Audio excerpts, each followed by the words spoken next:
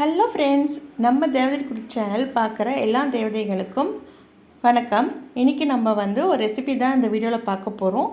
Mushroom பன்னீர் gravy, Chettinad chicken gravy டைப்பில் try பண்ணியிருக்கேன். ரொம்பவே சூப்பராக இருந்தது. அந்த ரெசிபி தான் கூட ஷேர் பண்ண போகிறேன். ஃபஸ்ட்டு நம்ம மசாலா அரைக்கணும். அதுக்கு ஒரு கடாயில் 1 ஸ்பூன் தனியா, 1/2 ஸ்பூன் மிளகு, 1/4 ஸ்பூன் சோம்பு, 1/4 ஸ்பூன் சீரகம், ஒரு பட்டை, ஒரு ஏலக்காய், கல்பாசி போட்டு நல்லா வறுத்துக்கோங்க.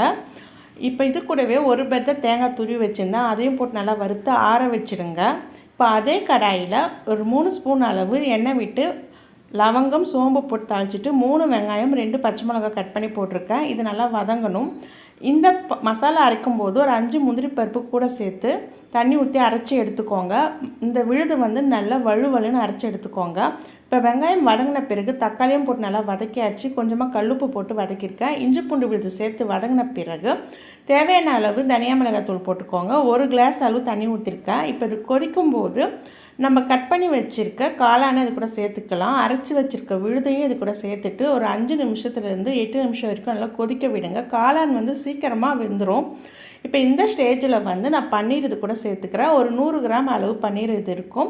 பன்னீர் சேர்த்துட்டு ஒரு 5 நிமிஷம் கொதிச்சா போதும். சூப்பரான ஹோட்டல் சுவையிலே மஷ்ரூம் பன்னீர் செட்டிநாடு கிரேவி ரெடி.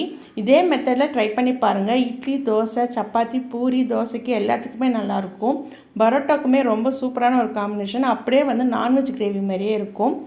இது கூட சுட சுட வச்சு சாப்பிடும்போது அட்டகாசமாக இருந்தது. பூரி கூட இந்த மாதிரி செஞ்சு கொடுத்தா யாரோ ஹோட்டலுக்கு போகணும் அப்படின்னு வீட்டில் கேட்கவே மாட்டாங்க.